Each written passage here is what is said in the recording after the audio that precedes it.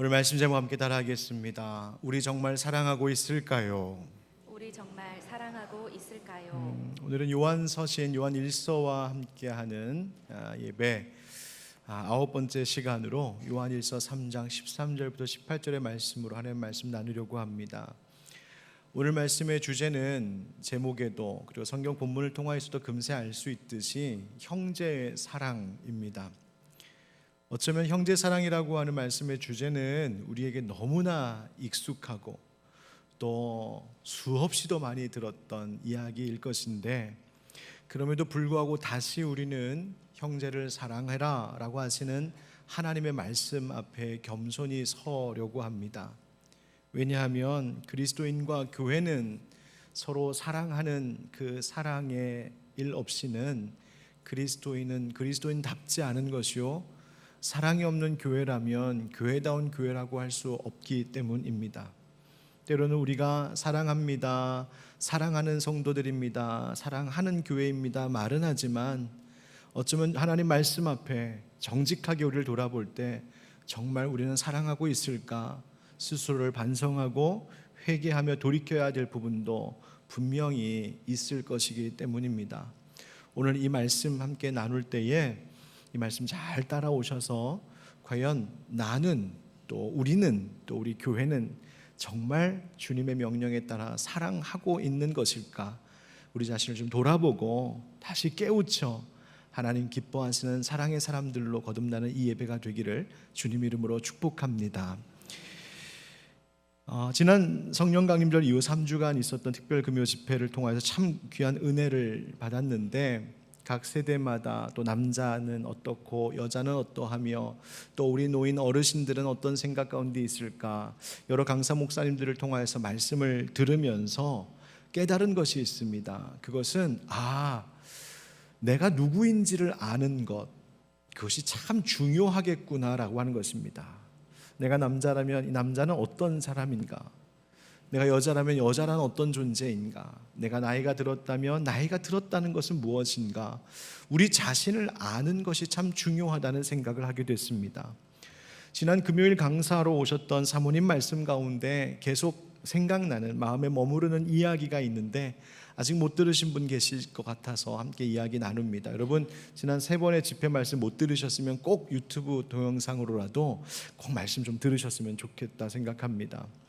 이 사모님께서 여러 활동들을 하시다가 젊으셨을 때죠, 처음 아이들을 출산하고 육아에만 온통 매여 있으셔야 했을 때에 육아하는 것이 힘이 드는 것뿐만이 아니라 많이 활동을 하고 예배, 봉사 여러 가지 일들을 하시다가 육아만 하다 보니까 그 다른 사람들과 함께 할 수 없는, 어떤 면에서는 소외감, 외로움 이런 것들을 느끼셨다고 합니다. 함께 믿음 생활, 교회 생활하던 다른 사람들은 계속해서 열심히 교회 봉사도 하고 사역도 하고 모임도 참석하고 모임을 이끌어가기도 하고 예배 인도도 하고 찬양과 기도 인도도 하고, 그래서 저쪽에서 사람들이 모여서 계속 찬양하고 예배하고 기도하는 소리가 막 들리는데 자기는 거기 끼지 못하고 밖에 나와서 유모차 밀면서 그 유모차에 탄 아이돌 보고 칭얼대는 또 하나에 붙들고 그렇게 육아에만 매달려 있는 자기 자신을 볼 때 자기 처지가 너무 답답하고 서럽게도 느껴졌답니다. 아마 지금도 육아하고 계시는 우리 젊은 엄마들 다 공감하는 이야기가 아닐까 싶습니다. 난 지금 뭐 하고 있는 걸까? 다른 사람들은 다 저렇게 예배하고 활동하고 여러 가지 일들을 하는데 나는 이 애한테만 매달려갖고 지금 뭐 하고 있는 건가 싶은 그런 회의감이 밀려오는 거죠. 그렇게 답답해하고 속상해하고 있는데 하나님께서 이 사모님에게 큰 깨달음 주셨답니다. 그것이 뭐냐면, 얘야, 저기 예배 인도하는 거, 찬양하는 거, 기도하는 거, 사람들 가르치는 것, 활동하는 것, 그거는 누구나 할 수 있고 나중에 너도 할 수 있어. 그런데 지금 네가 돌보는 이 아이의 엄마 노릇을 할 수 있는 사람은 온 세상 가운데 너 하나뿐이란다. 이 아이의 엄마는 너뿐이란다. 그거를 깨닫게 하셨다는 거예요. 그러고 났더니 세상 어떤 일보다 소중한 일이고 세상 어떤 존재보다 자신이 귀한 존재라고 하는 것을 깨달으며, 물론 육아가 쉬운 일은 아니지만 감사함으로 기쁨으로 그 일을 잘 감당해낼 수 있었다라고 하는 짧은 간증이었습니다. 제가 그 이야기를 들으면서도 그렇지, 맞다, 내가 누구인지를 아는 것, 그것이 내가 뭘 하는지보다 더 중요한 것이구나 다시 한번 깨닫게 되었습니다. 군인이 되어서 전투 기술 훈련을 하고 그것을 배우는 것보다 더 중요한 것은 내가 군인으로 신분이 전환되었다라고 하는 자기 인식이 더 중요한 겁니다. 목사도 그렇습니다. 목사가 얼마나의 목회적 기술을 가지고 목회를 잘 하느냐, 얼마나 일을 효율적으로 효과적으로 잘하느냐, 그것이 중요한 것이 아니라 목사에게 제일 중요한 것은 내가 목사입니다라고 하는, 내가 하나님께 부름받은 종입니다라고 하는 자기 인식, 자기 이해가 더 우선입니다. 학교 선생님들도 그렇습니다. 병원 의사들도 그렇습니다. 모든 사람들이 뭘 얼마나 잘 하느냐보다 더 중요한 건 내가 누구인지를 아는 겁니다. 사실 어떤 직업을 이야기하기보다는 그 직업이 요구하는 모든 것들 다 내려놓더라도 온전히 나라고 하는 존재가 어떤 존재인지를 아는 것이 더 중요하고 우선되는 일입니다. 왜 그럴까요?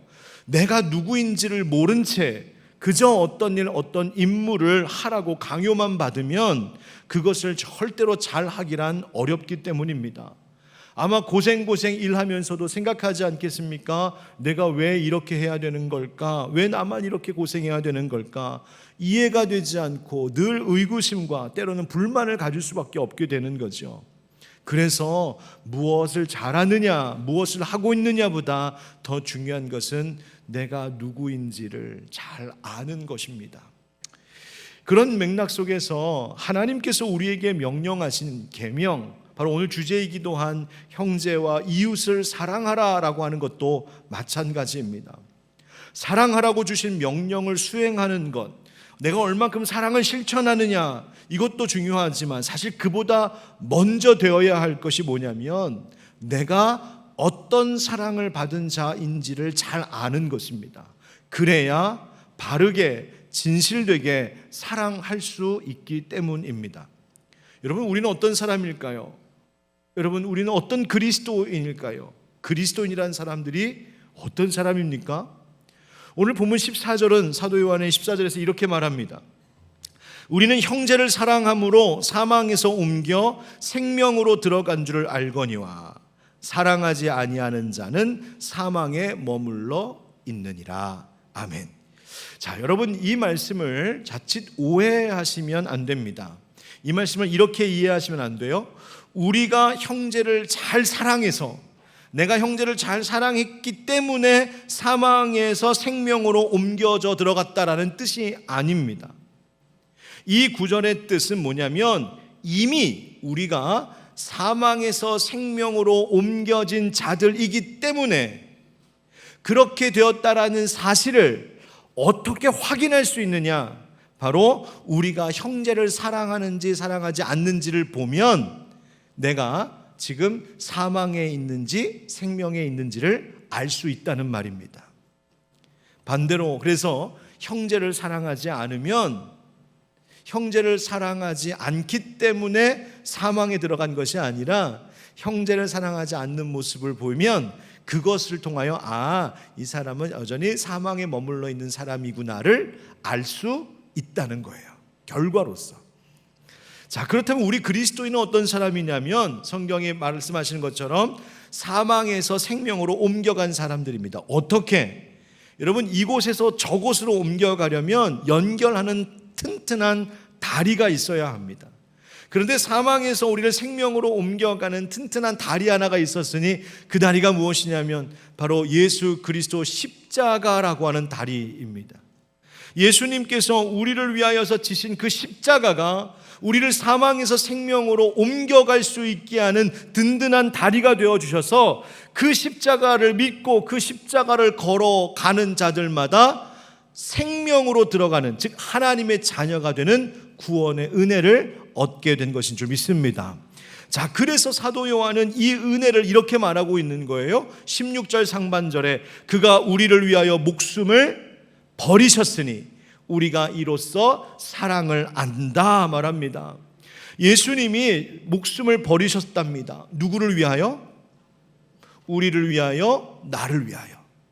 우리를 위하여, 나를 위하여, 너를 위하여 예수님이 목숨을 버리셨답니다. 한번 따라합시다. 예수님께서 나를 위해, 너를 위해, 우리를 위해 목숨을 버리셨습니다. 여러분, 이 일을 통하여 놀라운 일이 일어났는데요, 이것을 통하여 우리가 사랑을 알게 되었답니다. 아니, 사랑 이미 알고 있는 사랑 아닌가? 아닙니다. 바로 예수님의 십자가 희생이라고 하는 그 사랑을 봄으로 인하여 우리가 몰랐던 사랑을 알게 되었답니다. 진짜 사랑, 바로 여기서 말하는 사랑이 아가페입니다. 아, 사랑이란 이런 것이구나. 사랑이란 자기의 모든 것을 내어주는 것이구나. 사랑은 자기의 목숨까지도 버리는 것이구나. 그런 사랑이라는 게 있구나. 최고의 가치와 가장 귀한 그 값어치의 사랑이 바로 이런 사랑이라는 것을 알게 되었다는 거예요. 또 한 가지 알게 된 것은 바로 그 사랑을 내가 받았구나라는 것입니다. 세상 그 어디에서도 받을 수 없는 그 사랑, 가장 고귀한 가치의 그 사랑을 예수님을 통하여서 내가 하나님께 받았구나, 그것을 알게 되었다는 거예요. 여러분, 우리가 그런 사람입니다. 여러분, 옆에 계신 분들한테 조금 이렇게 자랑스럽게 어깨를 쭉 펴고 약간 턱을, 콧대를 약간 높이셔도 돼요. 이렇게 하는 거예요. 내가 그런 사람입니다. 시작. 내가 그런 사람입니다. 어떤 사람이라고요? 내가 하나님께 예수님의 목숨을 드려 하나님 사랑하신 그런 사랑받은 사람이 나다. 내가 그런 사람이라는 거예요. 그래서 여러분, 이제 누군가가 여러분에게 당신 누구십니까? 당신 도대체 누굽니까? 당신 교회 다니는 기독교인이라면서요, 도대체 그리스도인이 어떤 사람입니까? 라고 물어본다면 이렇게 대답하시면 됩니다. 첫 번째, 바로 그리스도인은 예수 그리스도 십자가 사랑의 다리를 건너 사망에서 생명으로 옮겨간 사람들입니다. 어떤 다리를 건넜다고요? 예수 그리스도 십자가 사랑의 다리. 그래서 옮겨간 사람들이 우리라는 거예요. 그런데 사도 요한은 이처럼 사망에서 생명으로 옮겨간 사람들을 뭐라고 부르고 있냐면 13절에 형제들아, 세상이 너희를 미워하여도 이상히 여기지 말라. 우리를 형제들아 부릅니다. 이 편지를 처음 읽었던 요한 공동체의 그리스도인들에게, 그리고 오늘 우리들에게도 형제들아 이렇게 부릅니다. 이 형제들아라고 하는 말을 들여다보니까요, 헬라어로 아델포스라고 하는 단어인데, 여기서 아라고 하는 말은 똑같다, 하나다, 동일하다 이런 뜻이에요. 델피스라고 하는데, 델피스라고 하는 말은 무슨 말이냐면 어머니의 자궁을 이야기합니다. 엄마 배. 그러니까 형제란 어떤 사람이냐면 같은 엄마 배에서 나온 사람들, 이런 뜻이에요. 우리말도 그렇잖아요. 한 배에서 낳았다. 바로 그 이야기가 바로 아델포스 형제들이라는 거예요. 여러분, 그런데 우리가 다 지금 제각각 엄마들이 있잖아요. 여러분, 요한 공동체에서 이 편지를 읽은 사람들 다 다른 사람들이거든요. 그런데 왜 이 사람들에게 한 엄마의 배에서 나왔다 이렇게 이야기합니까? 바로 하나님께로부터 우리가 다시 태어났다는 이야기입니다. 우리가 하나님의 자녀 되었다는 거예요. 그래서 그 사랑 때문에, 하나님께로부터 낳았기 때문에 우리는 하나님 안에서 한 형제자매요, 우리는 하나님의 가족, 하나님 가문 출신이라는 이야기입니다. 사망에서 생명으로 옮겼다. 여러분, 이 말이 무슨 말인지 아십니까? 여러분, 먼저 사망이라고 하는 것은 이제 죽음, 이게 뭘까? 죽음이라고 하는 것은 그냥 내가 숨을 잘 쉬다가 어느 순간 숨을 딱 멈추게 된 것, 이게 죽음이지. 맞습니다. 육체적으로 보면 그렇습니다. 그게 죽음이죠. 그러나 성경에서 말하고 있는 진짜 죽음, 영적인 죽음, 이 죽음의 정체는 무엇이냐면 단지 육신적으로 숨을 못 쉬게 되었다, 그것이 아니라 하나님과 우리의 관계가 완전히 끊어져 있는 것, 하나님과 우리 사이가 단절되어 있는 것, 막혀 있는 것, 그 상태를 죽음이라고 말합니다. 왜 그렇습니까? 여러분, 엄마 뱃속에 태아가 엄마와 탯줄로 연결되어 있을 때에 엄마가 마시는 산소, 엄마가 먹는 영양분을 다 공급받을 수 있는 것처럼 탯줄로 연결되어 있어야 사는 거잖아요. 우리의 영혼이 그렇다는 것입니다. 하나님과 하늘 탯줄로 연결되어 있어야 된다는 겁니다. 하나님과 연결되어 있지 않으면 그것이 곧 죽음인 것이죠. 그래서 여기 성경에서 말하는 죽음이라고 하는 것은 하나님과 단절되어 있으므로 하나님께로부터 오는 모든 좋은 것, 선한 것, 감사한 것, 기쁜 것, 행복한 것, 평화로운 것, 하나님께로부터 오는 모든 좋은 것들이 다 단절되어 있는 영적 상태를 죽음이라고 성경은 이야기합니다. 여러분, 그러고 보면 예수 믿고 생명으로 옮겨졌다는 말은 무엇일까요? 여러분, 예수 믿고 생명으로 옮겨졌다는 것은 내가 그래서 계속 잘 살게 되었다, 와, 예수 믿으면 불로장생한데, 그런 이야기가 아니라는 겁니다.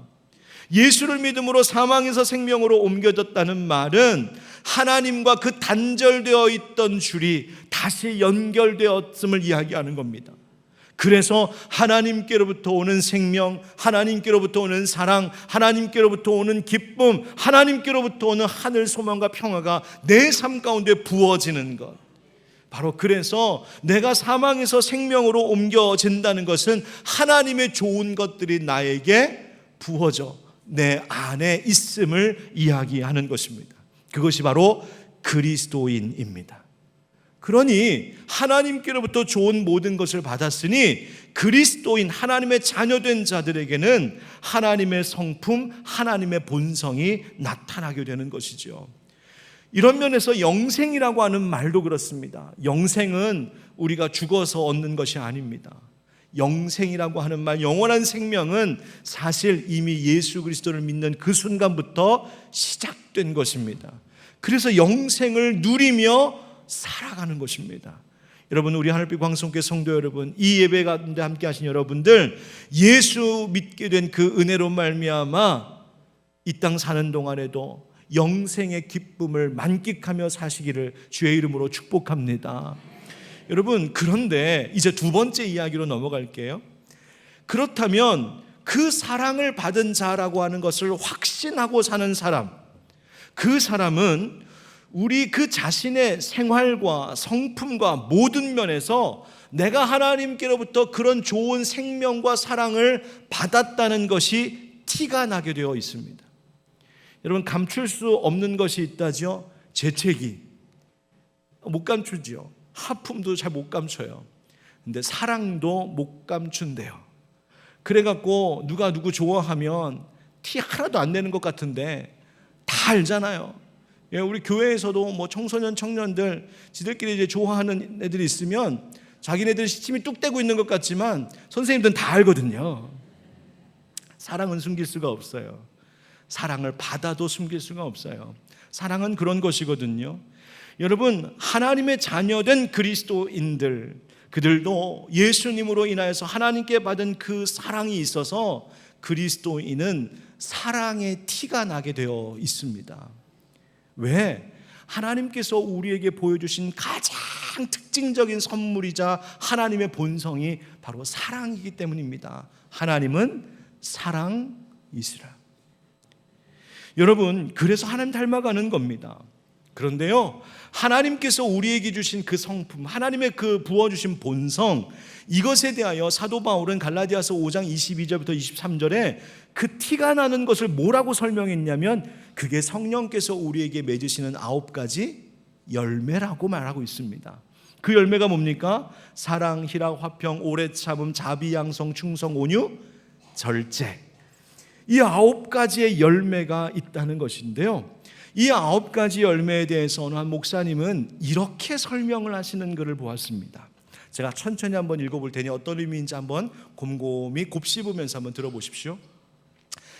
처음에는 희락이라고 하는 열매로 시작합니다. 희락은 기뻐 뛰는 사랑이고, 화평은 조용히 머무는 사랑입니다. 오래 참음은 모든 시련과 환난 속에서 끝까지 견디는 사랑이고, 자비는 죄가 아닌 모든 것에 양보하는 사랑입니다. 양선은 내면에 거하시는 그리스도로부터 흘러나오는 행동들 속에 담겨있는 사랑입니다. 충성은 살아계신 그리스도를 볼 수 있도록 열린 사랑의 눈이고, 온유는 싸우지 않고 갈보리에서 모든 것을 내어주는 사랑입니다. 절제는 그리스도의 지배 아래 거하며 협력하는 사랑입니다. 왜냐하면 그리스도는 인간의 몸을 입고 오신 사랑이시며, 사랑은 그 영혼 속에 거하시는 그리스도이시기 때문입니다. 아멘. 여러분 보십시오. 희락도 뭐랍니까? 사랑이요. 화평도 사랑이요. 오래 참음도 사랑이요. 모든 게 다 사랑입니다. 갑자기 떠오르는 노래가 있네요. 1, 2부 때는 안 했는데, 모두가 사랑이에요. 마치 그것과 같이 여러분, 성령의 여러 가지 열매들을 희락, 화평 하나하나 들여다보니 사실은 이거 다 사랑에서 온 것이라는 거예요. 사랑이라는 열매를 가만히 들여다보니까 거기에는 여러 가지 속성들이 있을 뿐이라는 거예요. 아, 모든 것이 사랑이구나. 결국 하나님께로부터 하나님의 본성, 하나님의 생명을 부음받은 그리스도인 하나님의 자녀들에게서 나야 되는 티가 뭐냐면 사랑이라는 열매라는 겁니다. 여러분, 그래서 어쩌면 세상 사람들이 그리스도인들을 바라보면서, 교회를 바라보면서 때로는 손가락질하고 비난하고 욕하는 것도 이것 때문이 아닐까 싶습니다. 왜? 그들도 우리에게서 사랑을 기대하기 때문입니다. 사랑하자고 말은 하는데 사랑하는 모습이 전혀 보이지 않으니 세상 사람들도 안타까워 손가락질 하기도 하고 교회가 욕을 먹기도 하는 것 같아요. 여러분, 정말 그 그리스도인이 진짜 그리스도인인가? 우리 하늘빛 광성교회가 정말 교회다운 교회인가를 무엇으로 알 수 있을까? 그가 진실로 사랑하는 자인가? 그 교회 안에 진짜 사랑이 있는가? 사랑을 행하는가를 봄으로 인하여 그것이 정말 그리스도인인지 하나님의 교회인지를 알 수 있다는 겁니다. 그래서 오늘 두 번째 들려드리는 이야기는 이것입니다. 형제사랑, 이웃사랑은 그리스도인과 교회의 표지 혹은 표징이라고 말할 수 있다는 거예요.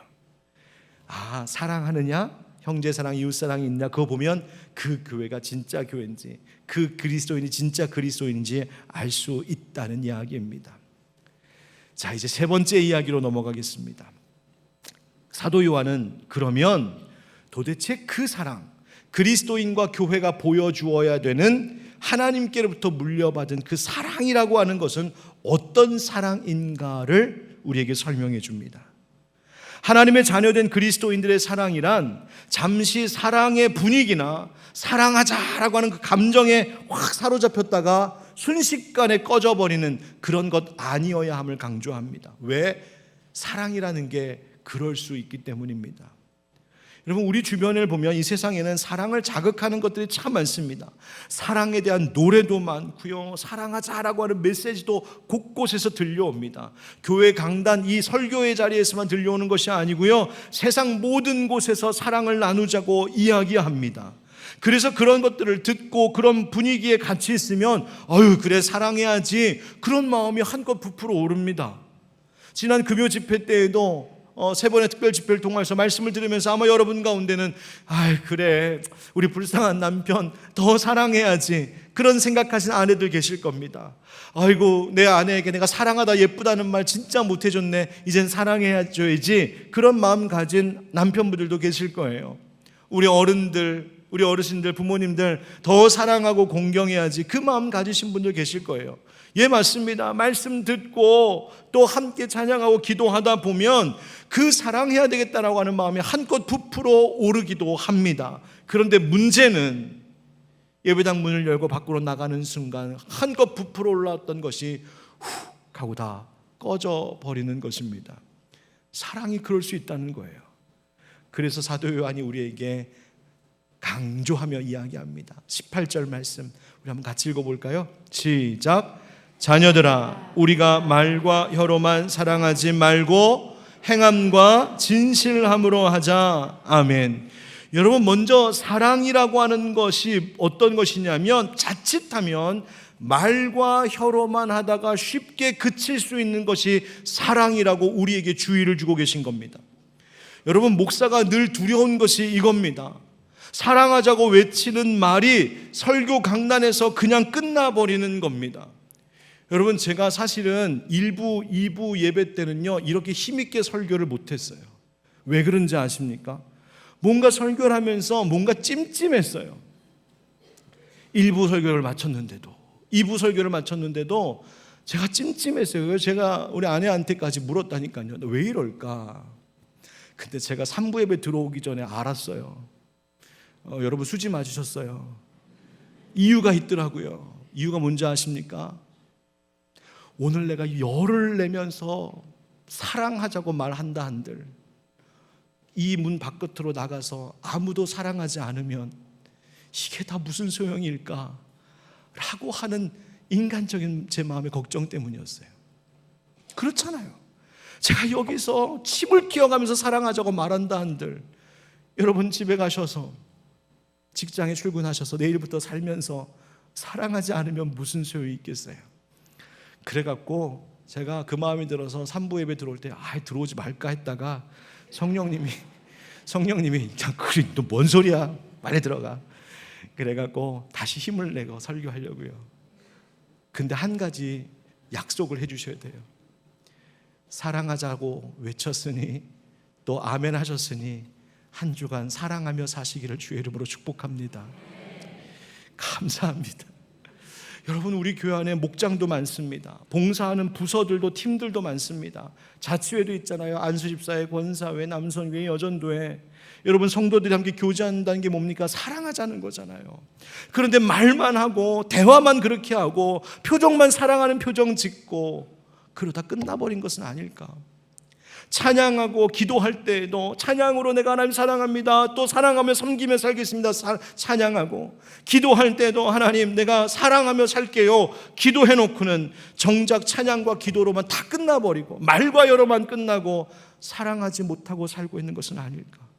그래서 18절 말씀에 강조하는 것이 뭐냐면 사랑은 행함과 진실함으로 하라는 것입니다. 무엇으로 하라고요? 행함과 진실함으로. 여러분, 이 행함과 진실함으로 하는 사랑이란 별개의 것이 아닙니다. 연결되어 있는 겁니다.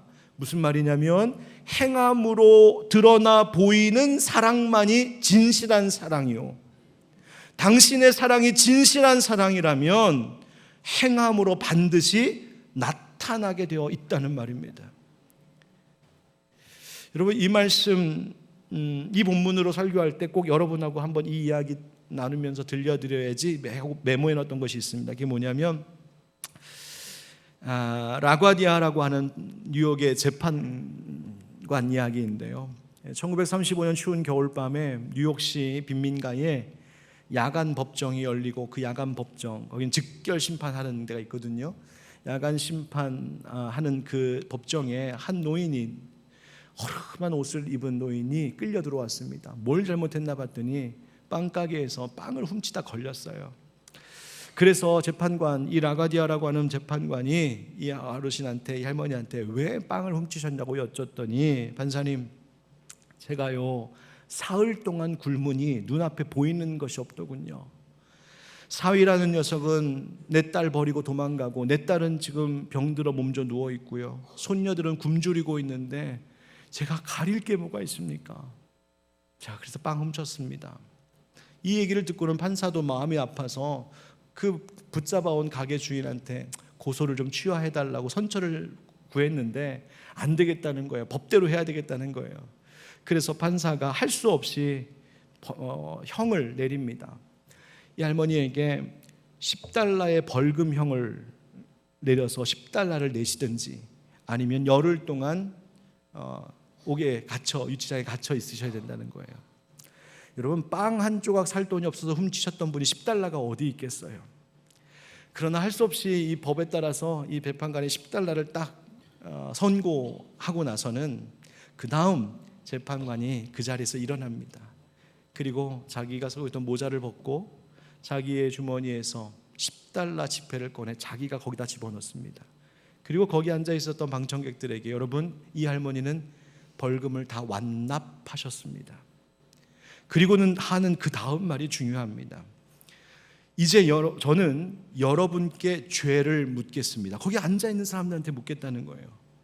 굶주린 손녀들을 위해 빵을 훔쳐야만 하는 이 비정한 도시에 아무렇지도 않게 살고 있는 우리의 죄 말입니다. 사실은 나도 따지고 보면 죄인입니다. 우리 뉴욕시 안에 이렇게 굶어 죽어가는 사람들이 있는데 나는 늘 좋은 음식 먹으면서 살았습니다. 이 법정에 있는 모든 사람에게 그래서 50센트의 벌금형을 선고합니다. 그래가지고는 그 모자에다가 거기 앉아있는 사람들한테 모자를 돌리면서 50센트씩 내라고, 그 자리에서. 그래서 이 사람들이 50센트씩 냈어요. 싹 모으니까 무려 순식간에 47달러 50센트가 모였답니다. 그것을 잘 모아서 이 할머니의 손에 쥐어주며, 할머니 다시는 빵 훔치시면 안 돼요. 그랬더니 이 할머니가 눈물이 글썽글썽해갖고 재판관의 손을 꼭 잡으면서 제가 훔치는 일은 안 하겠습니다. 열심히 한번 살아보겠습니다. 용기를 얻고 퇴청했다는 거예요. 이 라가디아 판사가 이 일로 유명한 사람이 되었습니다. 그래서 나중에 뉴욕시장이 되고요. 이분이 돌아가시고 난 후에 뉴욕 사람들이 이분을 잊지 못해서 새로운 공항을 건설할 때 그 공항의 이름을 라과디아 공항이라고 이름하기까지 했다는 거예요. 여러분, 이분이 예수님을 잘 믿는 분이었는지 예수님 모르는 분이었는지 전 모릅니다만, 만약 예수님 믿는 분이셨다면 예수 참 잘 믿으셨구나 생각이 들고요. 예수 모르는 분이셨다면, 아니 예수 모르는 분들도 이렇게 사는데 우리는 뭐하고 있을까, 그런 생각이 들기도 합니다. 사랑하는 성도 여러분, 어떻게 하면 말로만 하는 사랑이 아니라 내 것 꺼내서 내어주면서 함께하는 진실한 행함의 사랑이 가능해질까요? 여러분, 사랑의 원천이 누구시라고요? 우리 하나님, 우리 주님이시라고요. 그렇기 때문에 내가 사랑해야 할 때 항상 그분의 사랑이 흘러넘치는 골고다 언덕 위로 올라가야 되는 겁니다. 사랑할 수 없을 것 같을 때, 그러나 사랑하라는 말씀이 들려올 때에 가슴을 치며 다시 십자가 앞에 무릎 꿇어 엎드려야 할 이유가 바로 여기에 있는 것입니다. 내 힘으로 사랑할 수 없으니 주님, 주의 사랑 내게 부어주시옵소서. 16절 말씀처럼 주님이 우리를 위하여 목숨을 버리셨다고요. 그런데 그 다음 나오는 말씀이 영 부담스럽습니다. 우리도 형제들을 위하여 목숨을 버리는 것이 마땅하니라. 여러분, 이 말씀을 그냥 아무렇지도 않게 넘기신다면 여러분 대단한 분이십니다. 여러분 어떠십니까? 여러분 형제를 위하여 목숨을 버리실 수 있으시겠습니까? 여러분, 나는 못할 것 같다 생각이 들 수도 있습니다. 하나님 우리의 연약함을 모르실까? 내가 어떻게 다른 사람을 위하여 예수님처럼 목숨을 버리는 일을 할 수 있을까? 우리가 얼마나 약한지, 우리가 얼마나 한계가 있는지 주님 모르실까? 왜 주님 아실 텐데도 우리에게 이 말씀을 주시는 것일까 의아할 수 있습니다. 왜 그런지 아십니까? 사랑이라고 하는 것의 참된 의미를 가르쳐 주시기 위해서입니다. 사랑이라고 하는 것은 취하는 것이 아니라 버리는 것, 그것이 하나님 사랑 방식이기 때문입니다. 여러분, 세상의 사랑 방식과 하나님 사랑 방식의 차이가 있거든요. 이렇게 다릅니다. 세상 사랑은요, 나의 만족과 즐거움, 나를 위해서 사랑합니다. 그러나 하나님 사랑 방식은 내 만족이 아니라 그 사람을 만족시키려고 사랑하는 겁니다. 세상 사랑은요, 사랑에 대한 대가가 있는지 늘 묻습니다. 그러나 하나님 사랑은 아무런 대가도 바라지 않는 사랑입니다. 세상 사랑은 상황과 형편에 따라 얼마든지 변하기도 하는 사랑이지만 하나님 사랑은 끝까지 결코 변하지 않는 사랑입니다. 세상 사랑은 말로만 하는 사랑이지만 하나님 사랑은 실제로 모든 것을 다 주는 사랑입니다. 그래서 17절 말씀에 보니까 내가 재물을 가지고 형제의 궁핍함을 보면서도 도와줄 마음, 긍휼의 마음을 닫아두면 하나님의 사랑이 어찌 그 속에 속하겠느냐고 말씀하고 계십니다. 여러분, 진실한 사랑은 뭔지 아십니까? 나를 버리는 것입니다. 진실한 사랑은 뭐라고요? 날 버리는 것. 선한 사마리아인이 강도 만난 사람을 사랑으로 섬길 때 그는 버렸습니다. 뭘 버렸는가 봤더니 자기가 가야 할 길이 있고 계획이 있는데 그 계획도 버렸습니다. 자기의 시간을 버렸습니다. 자기의 물질을 내어주며 버렸습니다. 그리고 무엇보다도 사마리아인이었기 때문에 유대인들로부터 그렇게 모든 수치와 모욕을 당했을 것인데 그것을 갚아버리고 싶은 증오심, 적개심, 자기의 감정도 버렸습니다. 진실한 사랑은 예수님 목숨을 버리신 것과 같이 우리도 우리가 쥐고 있었던 것을 버릴 때 가능해지는 것입니다. 사랑하는 성도 여러분, 오늘 우리에게 긍휼의 마음을 불러일으키는 그 누군가가 있다면 이 한 주 그분을 위하여 나를 버리고 나의 소중한 것들을 내어줌으로 행함과 진실함이 있는 참 사랑의 사람들 되시기를 주의 이름으로 축원드립니다. 자, 이제 우리가 함께 성찬을 나누겠습니다. 여러분, 이 성찬이 그런 것입니다.